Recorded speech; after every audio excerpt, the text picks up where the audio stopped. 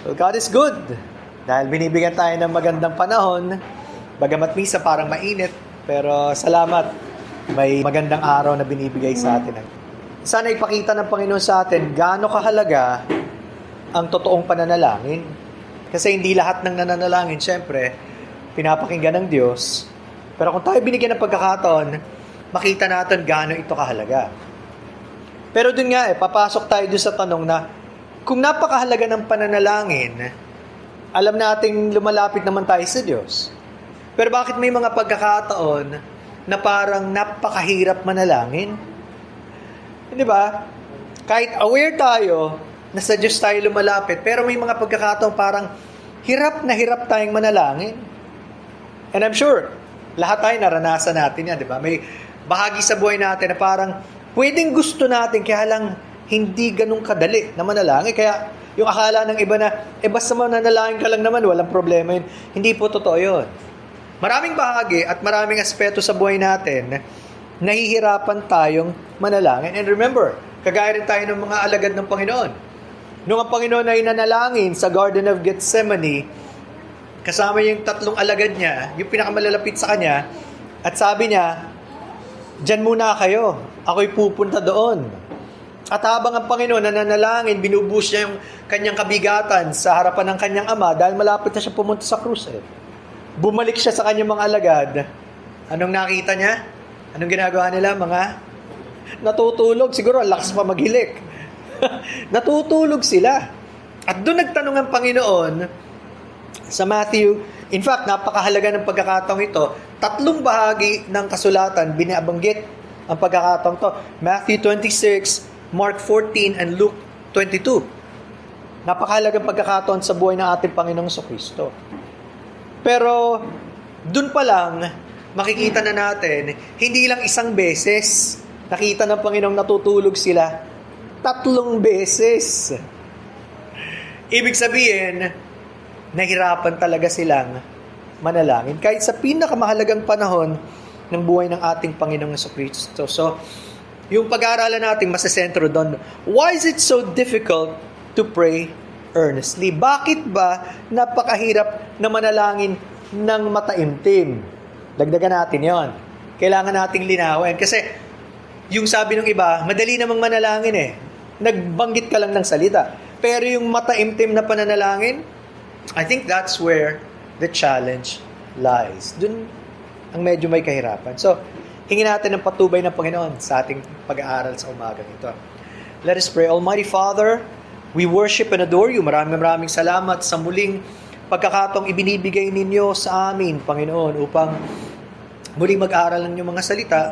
Alam namin na napakahalagang paksa ang pananalangin. And yet, gaya nga po ng aming binabanggit, na maraming pagkakataon na susumpungan namin ng aming sariling nahihirapang manalangin.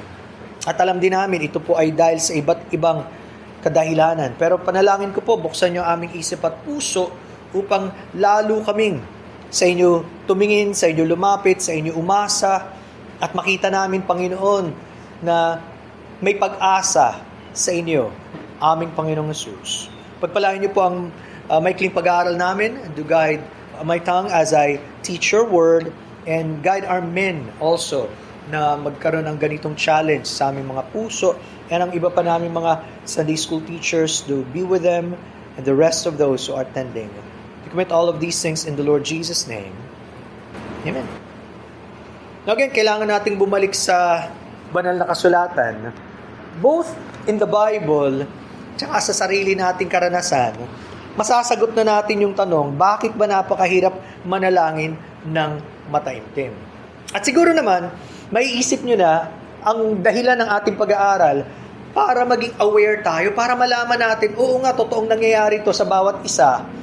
At gusto ng Panginoon, hikayatin tayo na magpatuloy. Huwag lang tayong manatiling gano'n. Halimbawa, pag meron ka nakitang problema sa buhay mo, o kaya kahit sa bahay mo, alam nga namang tititigan mo lang. Hindi Pag-iisipan mo, kung kailangan ipanalangin, gagawan mo ng paraan. Ganoon din sa ating buhay ng pananalangin. Gusto ng Panginoon magkaroon ng solusyon. May mga ilang dahilan na makikita natin bakit mahirap manalangin. Unang-una, Merong pakikipaglaban yung ating laman at yung ating spirito. There is that battle between our flesh and the spirit. Bagamat, sa isang Kristiyano, hindi na yung kanyang laman ang dapat nagko-control sa kanya dahil eto na ang spirito ng Diyos na nananaan eh. Pero, meron pa rin tayong kahinaan bilang tao. At doon pumapasok yung pakikipaglaban. Bakit? Sa ating pagiging natural na tao, yung ating human nature, yung kalikasan natin, hindi natural ang manalangin. Kaya nga hiniling ng mga alagad, Panginoon, turuan nyo kaming manalangin. Hindi nila hihilingin yun kung alam na nila manalangin at kung madali. So, sa ating kalikasan bilang mga tao, mas madali na mapagod, madaling hindi tayo mapakali, madali tayong ma-distract o yung atensyon natin nasa napakaraming iba't ibang mga bagay. Kaya, pag sinubukan nating manalangin, pwedeng yung isip natin kung ano-ano nang pumapasok. Di ba? Minsan nananalangin ka, biglang magkakaroon ng ingay o may aberya. Mawawala na yung spirito mo ng pananalangin. Di ba? So, mayroong pakikipaglaban na nagaganap at kahit gusto nating lumago sa pananalangin at sa buhay spiritual, merong mga bagay, lalo na sa ating bilang tao, na humahadlang dahil tayo ay mahina. At yun nga mismo ang tanong ng Panginoon, sabi sa Matthew 26:40. Samahan niyo ko doon. Matthew chapter 26:40. Tingnan niyo ang tanong ng Panginoong Jesucristo sa kanyang mga alagad. Pagkatapos niya makitang natutulog sila, sabi niya, "Could you not watch with me 1 hour? Hindi ba kayo pwedeng magbantay kasama ko ng 1 oras?" 1 oras lang hinihingi niya na samahan siya ng kanyang mga alagad kahit siya lumayo at sila ay ando doon, pero samahan siyang manalangin. Pero hindi nila makaya. Kaya ang paalala, sabi sa Matthew 26:41, "Watch and pray, lest you enter into temptation. The spirit indeed is willing, but the flesh is weak." Magbantay kayo at manalangin upang huwag kayong madaig ng tukso. Ang spirito'y nakahanda, ngunit ang laman ay mahina. Napakagandang paalala at prinsipyo. Kailangan tayong magbantay at kailangang manalangin dahil andyan palagi ang tukso. At bagamat gusto ng spirito natin, hindi kaya nung laman sa sarili. Naglalaban eh. Nararamdaman nyo ba kahit minsan nakikinig kayo ng salita ng Diyos? Naglalaban. Gusto nyo makinig pero parang gusto rin bumigay ng mata. May ganun eh. May kahinaan kasi tayo. Kaya palagi nating kailangan ang Diyos at ang tulong ng Diyos kahit sa pananalangin at sa kahit anong bagay. So, kailangan tandaan natin yun. Merong pakikipaglaban yung ating laman at yung ating spirito. Pangalawa, bukod pa dyan, meron pang spiritual warfare. Ito naman, pakikipaglabang spiritual sapagkat, tandaan nyo, ang pananalangin ay pagsamba sa Diyos, pakikipag-usap sa Diyos, kaya may laban ng spiritual na nangyayari. Sa pamamagitan ng pananalangin, nagkakaroon tayo ng connection sa Diyos at pwedeng ipahayag ng Diyos sa atin ang kanyang kalooban, gagamitin niya ang kanyang mga salita. So, napakaganda nun. Problema, meron din tayong kaaway na ayaw niya na palagi tayong nananalangin at lumalapit sa Diyos. Pwedeng hindi ka niya napakailaman eh. Kung nakikita niyang hindi ka naman nananalangin eh. Hindi ka na nagbabasa ng Bible eh. Hindi ka na pumupunta sa church. Hindi ka na niya pakikialaman. Bakit? Palayo ka na ng palayo. Palamig ka na ng palamig eh. Pero tandaan niyo po, ayaw niya na malaman natin ang kalooban ng Diyos sa kanyang salita at sa pananalangin at maranasan natin ang kapangyarihan ng Diyos. Kaya you will experience, usually, kahit sa panahong pananalangin, may nagre-resist. May distraction na nabanggit ko kanina. May mga pagdududa sapagkat ang spiritual forces around us, ayaw nila. Nagkalat ang mga kampon ng dyablo. At gagawa sila ng paraan para wag kang makapanalangin. Sabi ko, bakit pag Sabado, tsaka napakaraming ginagawa ang mga tao. Kaya tuloy pagdating ng linggo, hindi handa. Pero ganun din sa pagtagpo natin sa Diyos. Basahin natin ang isang talata, Ephesians chapter 6, verse number 12. Napakalinaw na talata para ipaalam sa atin, huwag niyong baliwalain yung pakikipaglabang spiritual. Totoong nangyayari yan kahit nga ngayon eh. Ang pakikipaglaban daw natin hindi sa tao o sa laman. Madalas kasi naiinis tayo sa tao, nagagalit tayo. Pero hindi sa likod ng tao, mayroong mga gumagawa na mga spiritual na kaaway. Kaya pag binasa ko sa English, Ephesians 6:12, "For we wrestle not against flesh and blood, but against principalities, against powers, against the rulers of the darkness of this world, against spiritual wickedness in high places." Tagalogin ko ulit, yung binasa ni Brad PJ. "Sapagat ang ating pakikibaka ay hindi laban sa laman at dugo, kundi laban sa mga pamunuan, laban sa mga kapangyarihan, laban sa mga namamahala ng kadilimang ito sa sanlibutan, laban sa mga ukol sa spirito ng kasamaan sa mga dakong kaitaasan." Kung tayo hindi natin alam na meron tayong kaaway spiritual, hindi ka maghahanda sa isang spiritual na labanan. Palagi mo na lang iisipin, kayang-kaya naman yan eh. Magagawa natin sa sarili natin eh. Yung pala, dun tayo babagsak. Tandaan nyo, palaging may trap ang kaaway sa atin. Kaya, ang panalangin ko, ipaunawa sa atin ng Diyos na araw-araw may pakikipaglaban sa kaaway. Kailangan nating manalangin, mga kapatid. Kailangan nating ng salita ng Diyos bilang ito yung sword of the Spirit. Kailangan yun. Hindi pwedeng lumayo tayo sa Diyos at magbaliwala. So, may kahinaan na tayong physical, meron pa tayong kaaway na umaatake sa atin, pero hindi pa dyan natatapos. Isa pa sa kalaban natin, yung mundong ginagalawan natin. At pag sinabing itong mundo, ito yung sistema ng mundo na palayo sa Diyos. Anti-God. Tingnan nyo ang mga filosofiya ng mundo, hindi ayon sa salita ng Diyos. Ang mga pinapauso ng karamihan, kahit kukunti lang ang grupo, napakalakas ng tinig, pero maling-mali sa salita ng Diyos. Bakit? Gustong ipaglaban ng sariling karapatan, pero hindi naman yun ang gusto ng Diyos. Lumayo na ang tao.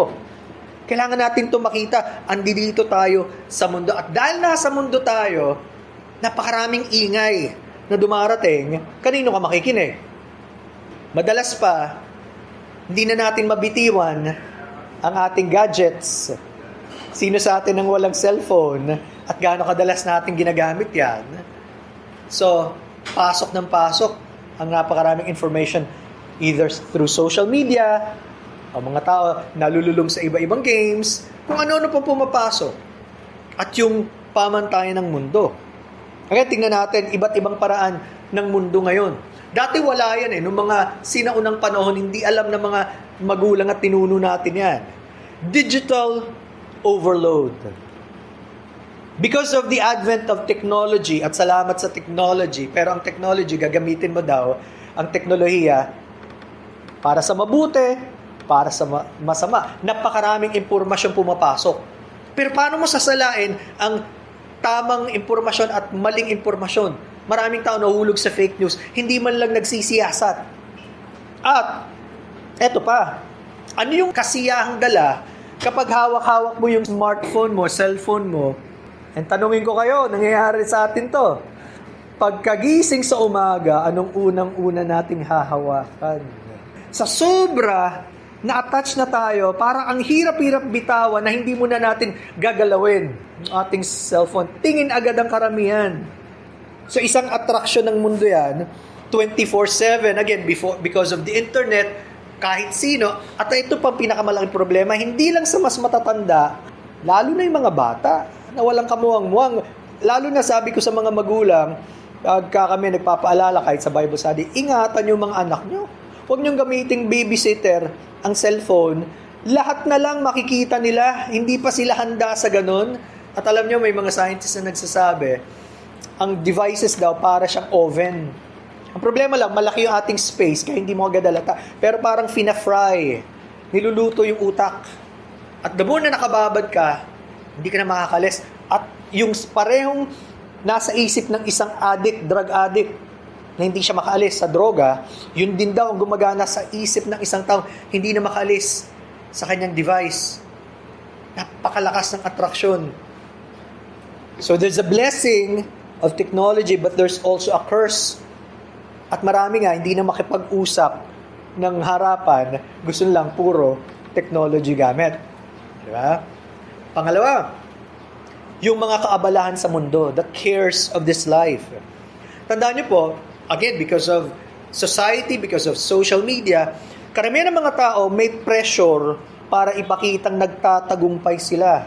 Para ipakitang ganit karami na ang aming kayamanan at maayos ang buhay ng aming pamilya. Again, walang masama to provide for the family. Ang nagiging problema lang natin, kapag hindi na natin alam at tinatanong sa Panginoon, Lord, hanggang saan ba? At ano pa bang gusto niyong gawin ko? Diyan nahuhulog ang karamihan, tuloy, sa sobrang business sa maraming bagay, masyadong bagabag. Di ba? Masyado nang nawa-weigh down, marami nang alalahanin sa buhay na hindi naman dapat kung sa Diyos tayo lumalapit at umaasa. Tandaan nyo, isa yan sa parable of the sower na binigay ng Panginoon na meron doon nakapakinig ng salita ng Diyos. Pero dahil sa sobrang daming alalahanin sa mundo, hindi lumago at hindi na nagpatuloy. At marami ganyan ng excuse. Hindi na kami magpapatuloy sa church. Hindi na kami magpapatuloy maglingkod. Bakit? Sobrang dami na namin kailangan. So, saan yun? Pinagpalit mo ang Diyos sa maraming bagay. Nangyari yan, mga kapatid. At ito pa, maraming kompetisyon pagdating sa mahalagang bagay. Ito yung ino-offer kasi ng mundo eh. Kapon nga sa Bible study namin, I was talking about Matthew 4, kung saan unang tinukso ng diablo ang Panginoong Jesucristo. Kung ikaw ang anak ng Diyos, gawin mo yung bato na maging tinapay. Di ba? Appetite. Hindi masamang kumain. Pero walang utos ang Ama sa kanya eh. Kaya sagot ng Panginoon, hindi lang sa tinapay na bubuhay ang tao, kundi sa bawat salita na nagbumula sa bibig ng Diyos. At yung pangatlo, bibigay ko sa iyo lahat ng kayamanan ng mundo, lahat ng kaharian, sumamba ka lang sa akin. Una, hindi siya Diyos. Pangalawa, inaagaw lang niya yung ginawa ng Diyos. Kaya ang sabi ng Panginoon, lumayo ka, Satanas. Sapagkat sinasabi sa kasulatan, ang Diyos lang ang iyong sasambahin. At wala nang iba. Alam ng Panginoon ang salita ng Diyos, kaya siya nakatakas at nakalagpas sa pagsubok. Sa atin din, i-offer ng mundo ang napakaraming bagay, ipagpalit lang natin ng Diyos. See? Meron na tayong kalabang sarili, ang kalaban pa natin, yung mundo at yung kaaway na dumarating sa buhay natin. Pakahirap. Kaya sabi ng Panginoon, Luke 21:34. Ito daw. Paalala to ng Panginoon. Luke 21:34. Sa ibang translation sa Tagalog, itong nakuha ko. Mag-ingat kayo na huwag kayong malulong sa labis na pagsasaya, paglalasing at matuon ang inyong pag-iisip sa mga alalahanin sa buhay na ito. Kung hindi ay bigla kayong aabutan ng araw na yun para daw bitag na bigla na lang dadating sa marami, hulog na pala sila, di na sila makaalis hanggang haharap na lang pala sila sa Panginoon. Napakadali mga kapatid, na lumipas ang buhay natin, yun, nahulog tayo sa bitag ng mundo, mag-ingat daw tayo. So, wag nating hayaan. So, maraming dahilan. Sabi nga natin, bakit napakahirap manalangin sapagkat ayaw ng ating laman, may kahinaan tayo. Andiyan ang kaaway na tumutokso at eto pa yung mundo na inaaliw tayo. Ikaapat, mahirap manalangin kapag meron tayong kasalanan na hindi natin hinihingi ng tawad sa Panginoon. Unconfessed sins. Sapagkat ito daw, ang kasalanan ang naglalagay ng hadlang sa atin at sa Diyos. Yan ang pinakamalaking problema ng tao. At hindi alam ng maraming tao, yun pala ang kanyang malaking problema. Ang akala ng marami, ang problema ko, wala akong pera. Ang problema ko, nagkakasakit ako.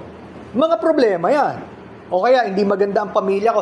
Mga problema. Pero ang number one na problema ng tao, yung kasalanan, naglalayo sa kanya sa Diyos. Kahit masolusyonan mo lahat ng problema mo at ng mundo, kung hindi mo nasolusyonan yung problema ng kasalanan, mapapahama ka pa rin. Kaya nga maraming tao, hindi nag-aalala sa kalagayan nila. Okay? So, yung pagkawala ng pagsisisi at kabigatan sa harapan ng Diyos, hahad lang yan sa atin. Ano pong sabi sa Isaiah 59:2? Isaiah 59:2, basahin ko. Ngunit pinaghiwalay ng inyong mga kasamaan, kayo at ang inyong Diyos, at ang inyong mga kasalanan ay siyang nagkubli ng kanyang mukha sa inyo, ano pat siya'y hindi nakikinig. Tandaan nyo, alam ng Diyos lahat ng iniisip ng tao. Naririnig niya lahat, pero pipiliin ng Diyos huwag makinig sa panalangin. Bakit? Kasi ang mga nananalangin makasalanan. Kaya tandaan nyo po, bago kayo manalangin, hingin nyo, Panginoon, patawarin nyo po ako sa kasalanan ko. Makilala nyo ang tagapagligtas. Kung hindi, wala kayong kaugnayan sa Kanya at hindi kayo pakikinggan ng Diyos. Bagamat sabihin natin, dinidinig naman ng Diyos yung mga dasal ko. Mabait ang Diyos kasi. Yung kailangan natin, binibigyan niya. Pero hindi ibig sabihin na tinatanggap na niya tayo kung wala ka kay Jesucristo. Tayo namang mga Kristiyano, alam naman natin yung 1 John 1:9 na dapat palagi nating sinasabi sa Diyos yung kasalanan natin. Huwag nating hayaang tumagal sapagkat sa pagpapahayag natin ng kasalanan, lilinisin tayo ng Diyos. Diba? Huwag na nating itanggi, huwag na nating sabing hindi naman totoo, aminin natin magpakumbaba para manumbalik ang ating relasyon sa Diyos. Tandaan nyo, sa isang tunay na Kristiyano, hindi na mawawala yung kaligtasan. Problema lang, kapag nanatili yung kasalanan, imbis na maganda yung relasyon at pakikipag-ugnayan sa Diyos, may humahad lang. Mabigat yan. Kay David nga, sabi niya, yung kamay ng Diyos, mabigat eh. Sa panahong nagkasali siya. Ganun din sa atin. So, isa pang dahilan, bakit hindi sinasagot ng Diyos ang ating mga panalangin? Kapag tayo nagdududa, lalo na kung talaga bang makikinig o sasagutin tayo ng Diyos. Doubt and unanswered prayers. Minsan, mahirap maghintay, lalo na kung matagal nang nananalangin ka. At minsan, pakiramdam natin, talaga bang pakikinggan pa ako ng Diyos? Talaga bang ipagkakalob pa niya yung panalangin ko? Kaya maraming tao tumitigil sa pananalangin. Nakalimutan nila sino ang Diyos at bakit kailangan lumapit sa Diyos. James 1:6. Ito paalala sa atin. Hihiling ka na rin sa Panginoon, maniwala ka na sa Diyos na napakabuting Diyos na handang magkaloob ng pangangailangan natin. Ang context dito sa verse 5, kung nangangailangan ka ng karunungan, edi sa Diyos ka humingi. Kasi mapagbigay siya, hindi siya maramot na Diyos. Kaya pag binasa ko yung James 1:6-8, ngunit humingi siyang may pananampalataya na walang pag-aalinlangan, sapagat ang nag-aalinlangan ay katulad ng alon sa dagat na hinihipan at ipinapadpad ng hangin, sapagat ang taong yon ay hindi dapat mag-akala na siya'y tatanggap ng anumang bagay mula sa Panginoon. Siya ay isang taong nagdadalawang isip, di matatag sa lahat ng kanyang mga lakad. Kung nananalangin ka pero hindi ka naniniwala sa Diyos, di walang pananampalataya, hindi nalulugod ng Diyos, huwag mong isiping tatanggap ka. At marami, nararanasan natin yan, nag-pray lang tayo, hindi naman talaga tayong buong-buong sumasampalatayang Panginoon, kayo ang sasagot nito. Hindi tayo confident na kalooban ng Diyos yung pinapanalangin natin. Alam niyo, may ikalimang dahilan pa bakit mahirap manalangin. Pinag-usapan natin, ba't mahirap manalangin? Kasi una, ayaw nung laman natin. Pangalawa, may pakikipaglabang spiritual ang kaaway, ayaw tayong manalangin. Pangatlo, ito yung hatak ng mundo, ayaw tayong mapalapit sa Diyos. Pang-apat, kapag nagdududa tayo sa Diyos. At panglima, masyado nating pinapa-complicate o pinapahirapan ang pananalangin. Para bang minsan, pakiramdam ng mga tao, pag simple yung panalangin ko, hindi pakikinggan ng Diyos eh. Kailangan medyo mabulaklak ang salita. Kailangan masyadong mahaba. Tandaan nyo, sabi ng Panginoon, Matthew 6, yan ang panalangin ng mga hindi sumasampalataya. Pahabaan eh. Walang pahabaan. Tandaan nyo si Peter, nung lumulubog siya, napakikli ng panalangin niya, Lord, help me. Tulungan niyo po ako, Panginoon. Sinagip siya ng Panginoon. It can be as simple kung ano yung laman ng iyong puso at nasa isip, ilapit mo sa Panginoon. Huwag na nating pahirapan ang pananalangin. Simple ang manalangin kung ginagabayan tayo ng Espiritu ng Diyos. Kaya nga tama yung sabi sa Romans 8:26, the second part, we do not know what we ought to pray for. Hindi natin alam kung anong ipapanalangin natin. Kaya tama yung una natin pinag-aralan, sabi ng mga apostles, turuan niyo po kami manalangin, Panginoon. So, practical advice. Paano natin matatagpos o paano natin ma-overcome? How can we overcome the struggles in prayer? Paano tayo makakaalis dun sa kahirapan ng pananalangin?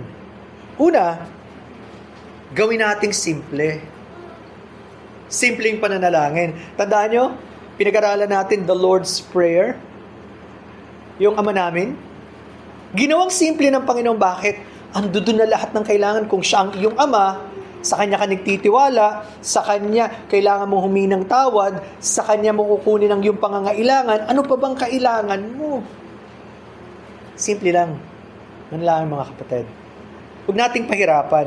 Kaya nga, sabi ko nga, minsan, pag mayroong mga prayer times, nagugrupo, yung iba takot na takot manalangin. Bakit?